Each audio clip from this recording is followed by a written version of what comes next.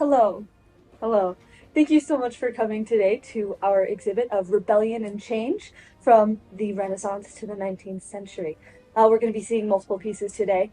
Each of us have something to do with some form of changing from the norm or some process of change in the art world. First, we're going to start with a beautiful Renaissance piece by Michelangelo, the classic Sistine Chapel. This has a principle of change in it because Michelangelo was originally commissioned to paint a portrait of the 12 apostles on the Pope's office ceiling. But once he started, he hated it. And as the sculptor that he was, he chiseled it all away. After that, he decided to do different scenes from the creation process. And that is why we have this beautiful depiction of God creating Adam. We can see Michelangelo's sculpting skills come through here in how he sculpts with the paint. Um, the, the people and the anatomy seem so real and so three-dimensional. And Michelangelo's skills just really push through here in that piece. Next, we will have a beautiful piece from the 1600s. This is the Anatomy Lesson by Rembrandt. This was made at a time when group portraits were a big deal, and Rembrandt stood apart because his group portraits were full of action.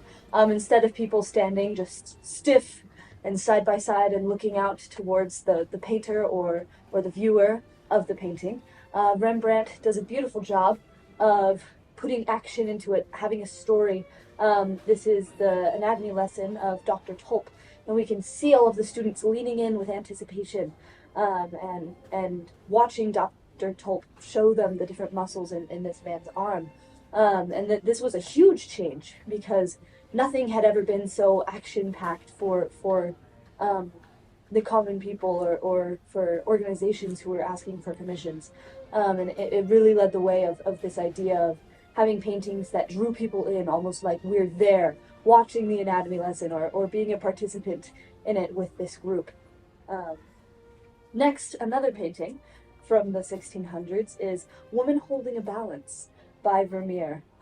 This was an odd one for the time period it was in. This came about during the Baroque era, and the Baroque era was full of action, as we could see from the previous painting from Rembrandt.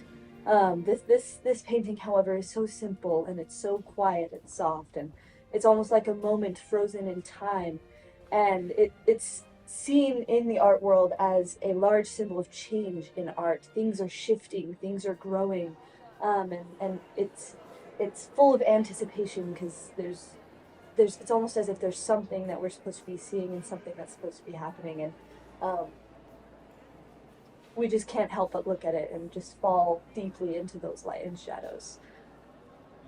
Next is a painting with large controversy. The Gleaners by Millet is a beautiful piece that shows not only contrast of light and dark, but contrast of upper and lower class. We can see the lighter shades that are in the background there, like shining on those houses, and then we see the gleaners in the front here who are of the lower class who are working with their hands, and they're in darker colors, and it just shows such a deep contrast between the two. This painting at the time showed large controversy because people didn't really like bringing attention to that separation between the higher and lower class. But despite the controversy that it caused, this painting was accepted into a renowned French academy of art called the Salon, which had extremely strict rules for art at the time. But this is a beautiful act of change and even somewhat rebellion in bringing about that controversy of bringing attention to the lower class. Speaking of the Salon, it was very popular. It produced many beautiful works of art from artists who strove to follow the, not restrictions, the guidelines that the Salon had set for what made good romantic art. But something beautiful that the Salon also brought about was the Salon of the Refused. There were artists who were making beautiful paintings that were being refused by the Salon and weren't being exhibited. So the Salon of the Refused was created for the people who made art and had their art refused by the Salon.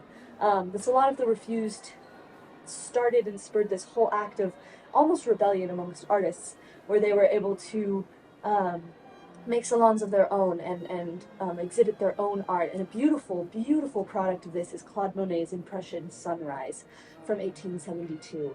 This is considered one of the most prominent Impressionist paintings. It's very impressionistic because there is no realism whatsoever. We see the people in the boat; it's just silhouettes. Everything is very foggy and hazy, and the water's not blue, and it's very quickly done. It's almost as if he was just trying to capture just that brief moment of the sunrise, and we can kind of see that in the contrast of all of the grays and the orange that he uses for the sun. Um, it's a beautiful example of early impressionism and just the idea of capturing a moment, and it led beautifully into, I think, our acceptance and our love of Van Gogh's work. Our last picture that we'd like to talk about today is Van Gogh's Starry Night. This is a very influential painting. Van Gogh's art was heavily rejected when he made it, but now we deeply adore it. In our world, we see his art on so many things in marketing and clothing and design, and we see people copy his style of impressionism so frequently, and it spurred just such this big movement of change and beauty in the art world. And we can see that with how differently he depicts the world that he sees. The stars don't look like this, but they look like this to him, or in some way look like this to him. And we can see that in the beautiful use of contrast between the blues and the yellows and the swirling patterns that he uses with his brushstrokes. Um, I like to imagine what it would be like to touch this painting.